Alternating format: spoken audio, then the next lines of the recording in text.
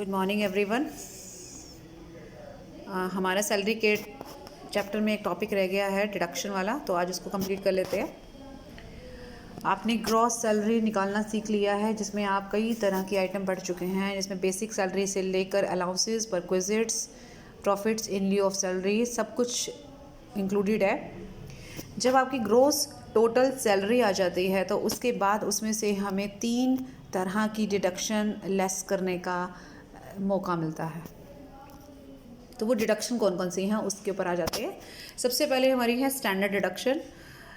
Standard deduction है section 16(1)(a) में। Section नहीं भी याद रहेंगे तो कोई ख़ास बात नहीं है, हो जाए तो बहुत अच्छी बात है। तो स्टैंडर्ड डिडक्शन जो है हमारी असेसमेंट ईयर 2021 के लिए है 50,000, राइट। तो जब भी आपकी कोई ग्रॉस सैलरी जब आप कैलकुलेट करेंगे तो उसमें से सबसे पहले डिडक्शन आपको स्टैंडर्ड डिडक्शन देनी होगी, और ये सभी तरह के एम्प्लॉयज़ के लिए एक जैसी है। इसमें अमाउंट में कोई डिफरेंस नहीं है, अमाउंट बिल्कुल फिक्स रहेगा और सभी एम्प्लॉयज़ पर ये लागू होगी, ठीक है। सेकेंड नंबर में आ रही है एंटरटेनमेंट अलाउंस। अगर आपको ध्यान हो तो अलाउंस के चैप्टर में एक टॉपिक आया था एंटरटेनमेंट अलाउंस का, जो हम लोगों ने किया था पार्ट 2 में, जिसमें अलाउंसेस कुछ हद तक टैक्सेबल थे और कुछ टैक्स फ्री थे।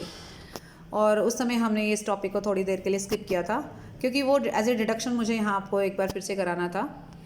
तो इसका क्या प्रोसीजर रहेगा। एंटरटेनमेंट अलाउंस का मतलब क्या है कि जैसे हम ऑफिस में काम करते हैं और हमारे पास कुछ क्लाइंट्स कस्टमर्स वगैरह आते हैं, तो उनकी चाय पानी का या कुछ इस तरह के खर्चे होते हैं जो उनको एंटरटेन करने के लिए हमें करने पड़ते हैं। तो हमारा एम्प्लॉयर हमारे को उसके लिए कुछ अलाउंस देता है ताकि वो खर्च हमें जेब से ना करना पड़े, ठीक है। तो वो जो अलाउंस आपको मिलता है, अब सबसे पहले उसमें क्या करना है, हमें ये देखना है कि हम किस तरीके के एम्प्लॉय हैं, हम गवर्नमेंट एम्प्लॉय हैं या हम प्राइवेट एम्प्लॉय हैं।